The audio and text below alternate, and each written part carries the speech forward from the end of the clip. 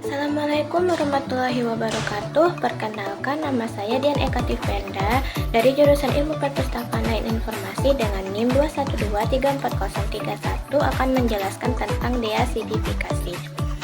Deasidifikasi adalah cara untuk menetralkan asam pada kertas yang sedang merusak kertas dan memberi bahan penahan atau buffer untuk melindungi kertas dari pengaruh asam yang berasal dari luar. Mengapa kertas bisa bertambah keasamannya? Asam pada kertas dapat berasal dari mana saja, misalnya dari proses pembuatan kertas itu sendiri, bertambah akibat penggunaan tinta dan pewarna, polusi udara, ataupun berasal dari bahan-bahan di ruang kerja. Tingkat keasaman menjadi masalah karena dapat merusak rantai selulosa pada kertas sehingga kertas menjadi lebih rapuh. Bagaimana cara-cara untuk deasidifikasi?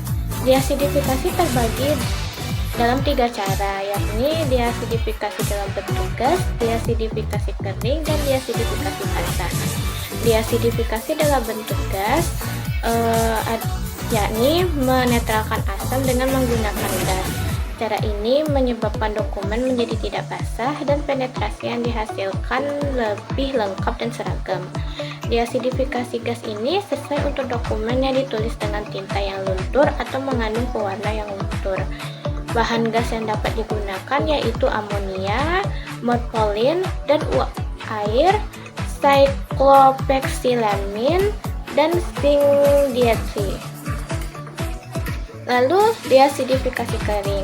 Deasidifikasi kering disebut juga non-aqueous deacidification, yaitu cara menetralkan dengan menyampurkan larutan pada kertas yang mengandung asam. Deasidifikasi kering ini digunakan untuk menangani dokumen tanpa menggunakan air sebagai pelarut, tapi menggunakan pelarut organik sebagai pelarut. Pelarut organik bersifat mudah menguap pada suhu kamar, sehingga dokumen mudah kering dan jarang terjadi kertas menjadi berkarut atau bergelombang.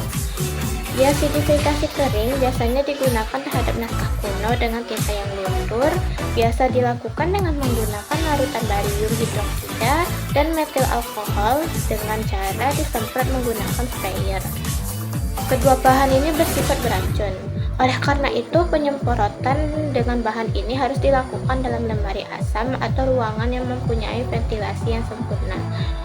Selain larutan barium hidroksida, bahan-bahan yang dapat digunakan untuk deasidifikasi kering antara lain kalsium, barium, dan magnesium asetat, magnesium metoksida, dan metil magnesium karbonat. Cara kering dapat dilakukan jika buku yang menggunakan bahan tinta yang luntur. Bahan yang digunakan adalah cairan amoniak yang dicampur dengan air bersih dengan skala 1:3. Cairan amoniak tersebut ditempatkan pada sebuah bejana untuk diambil uapnya. Lalu uap amoniak tersebutlah yang digunakan untuk menghentikan keasaman. Buku atau kertas yang akan dihilangkan asamnya dipanggang di atas bejana yang berisi cairan amoniak tersebut. Dapat dilakukan dengan cara dijepit atau menggantungnya di atas bejana amonia atau dengan cara menempatkannya pada tempat yang telah disediakan untuk pekerjaan tersebut. Proses ini memakan waktu kurang lebih 24 jam dan untuk kesempurnaan kita bisa mengulanginya lagi setelah 6 bulan. Lalu deasidifikasi basah. Deasidifikasi basah disebut juga dengan aqueous deacidification, yaitu dengan cara menetralkan asam dengan cara merendam lembaran kertas menggunakan cairan yang diantaranya magnesium karbonat, sodium dan potasium karbonat, kalsium dan magnesium hidroksida, sodium dan potasium hidroksida, sodium tetraborat. Cara basah digunakan untuk kertas yang tintanya tidak luntur.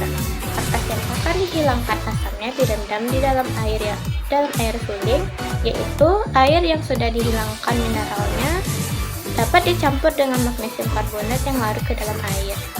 Proses perendaman berlangsung selama 30 menit, lalu diangkat untuk dikeringkan. Cara pengeringan.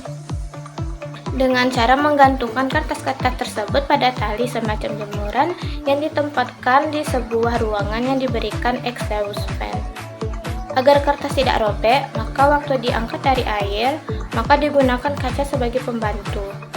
Kertas yang sudah dihilangkan asamnya terbagi menjadi dua jenis, itu kertas yang masih baik atau kertas yang sudah robek atau rapuh sekali. Kertas yang masih baik dapat dijilid kembali, sedangkan kertas yang robek atau sudah rapuh harus diperkuat dengan cara laminasi. Demikianlah penjelasan saya tentang diasifikasi. Jika ada salah dan kurang mohon dimaafkan. Wabillahi taufiq wal hidayah. Wassalamualaikum warahmatullahi wabarakatuh.